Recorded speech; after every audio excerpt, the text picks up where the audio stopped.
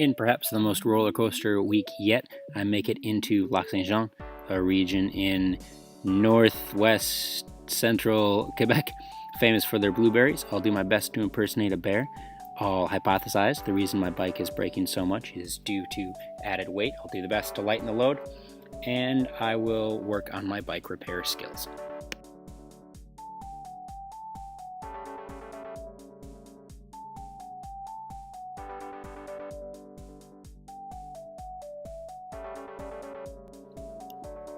Being in the valley for the majority of the trip, I certainly enjoyed the scenery, and most of the time was spent moving alongside of the river. This is the river that will flow all the way into Tadoussac, and it is the River Saguenay.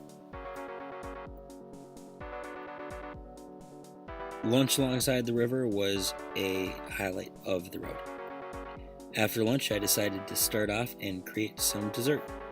Growing alongside the road, I was able to find many berries.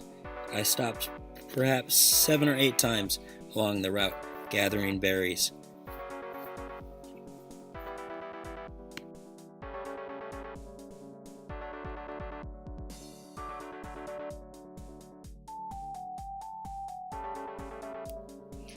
I certainly enjoyed stopping for berries all along the way into Tadoussac and ate my fill. Once I reached the town, there was hours left in the day to search for a perfect campsite, which I found on a cross-country ski trail located behind their city compost for those interested. I celebrated with just the traditional nip of whiskey. But what I was most proud and excited about was, since this is an old festival ground, there was water. No one turned off the water on the way. It was a pretty hot day, reaching into 29 degrees, and so I was able to celebrate by stocking up on fresh water.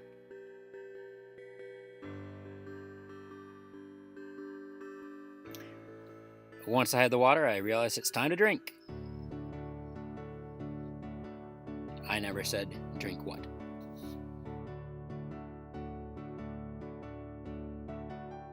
With my fresh water all set up, I decided to go off and research whales in Tadoussac. I found a spot to stash my bike.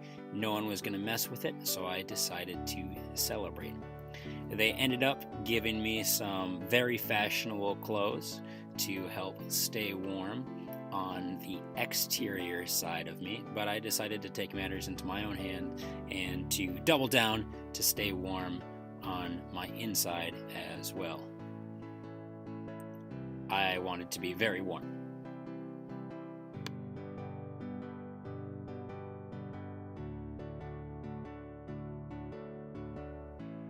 Within the Gulf of St. Lawrence, outside of Tadoussac, this is a very famous region for whale watching. The reason being, this is at a spot where there is an abundance of krill, which is the primary food of many whales.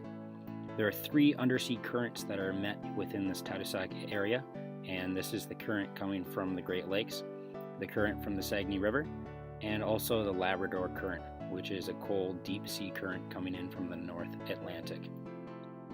Once that Labrador Current hits the shoals of the mouth of the Saguenay River, it rises to the surface where it mixes with the other 2, and this brings in that deep water, which is bringing in the organic particles that fertilize the water, and the krill themselves, the small crustaceans and plankton, will feed on this.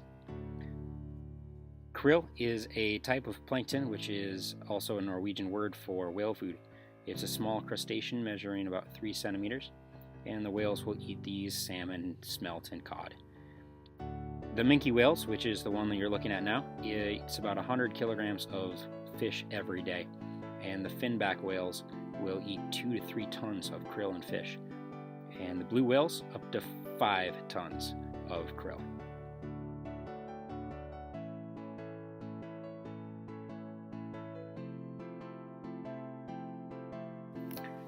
Being on a bike, breakfast is one of the most important meals of the day, and so I woke up and had breakfast before heading on the trail.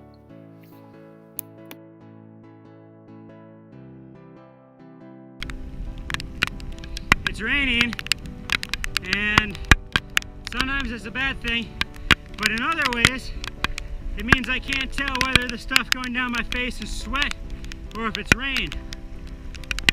Sweat. It was raining hard enough that it justified finding a spot to hide from the rain and take a moment just to pour out the excess water from my shoe.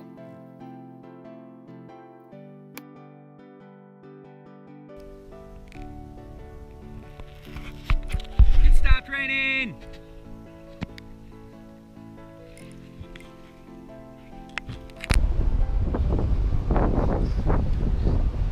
I never thought that I could be aroused by a road, but this asphalt was just laid by that truck. I have to keep going because it's too hot for the tires, but this is phenomenal. Sadly, the blueberry fields were not ripe yet. On the bike trail, I saw some Federalists and some Separatists. Had to stop as my water bottle has broken for the second time. Strong leak here. Fell into the spokes. I should really replace the bungee cord, but since it's leaking, there's only one thing left to do. It's a drink.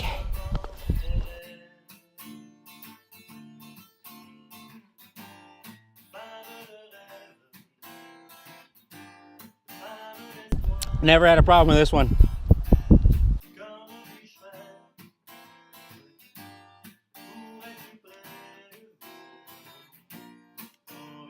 Across the way you can see some of that land. That was where I wanted to go, right there. I wanted to camp. It is currently 6:30 and the ferry stopped at 6. So my new plan is to take the trail, go along the north side of the river. That's where I'm at, that's where I'm going. Enter the park and then try to set up some camp right around here.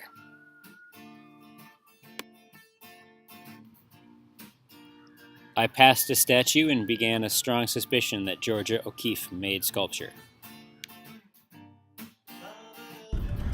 One of my favorite times to ride is in this twilight hour. The forest smells amazing and there's no one else on the road.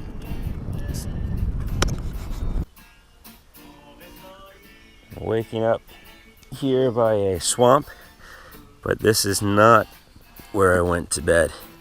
Last night I went to bed on the other side of this, next to a lake.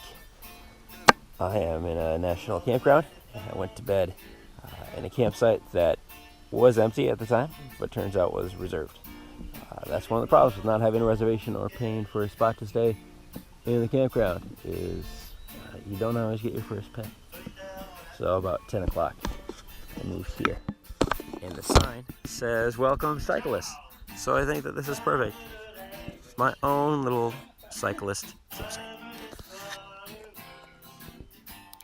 In the morning, I discovered that my bike had gotten flat overnight, so I got enough courage to work on the tire by myself.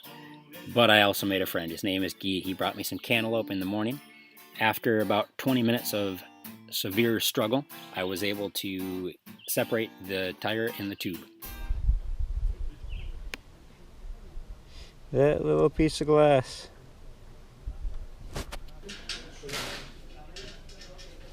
How long have you been making bikes? What? How long, many years have you been making repairs? Or fix? We were able to replace the tube and then 2 more tubes after that, and I finally got a brand new tire.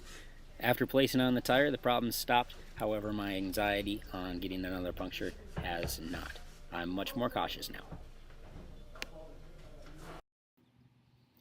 Made it to my surf that night. He had a bike stand, and so I was able to set the bike up on the stand and commence more work.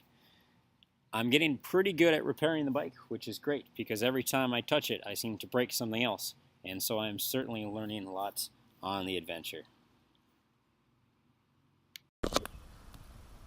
It's been a rough last couple of days. A lot of parts on the bike broke, so it's really special to set up camp and to start a fire.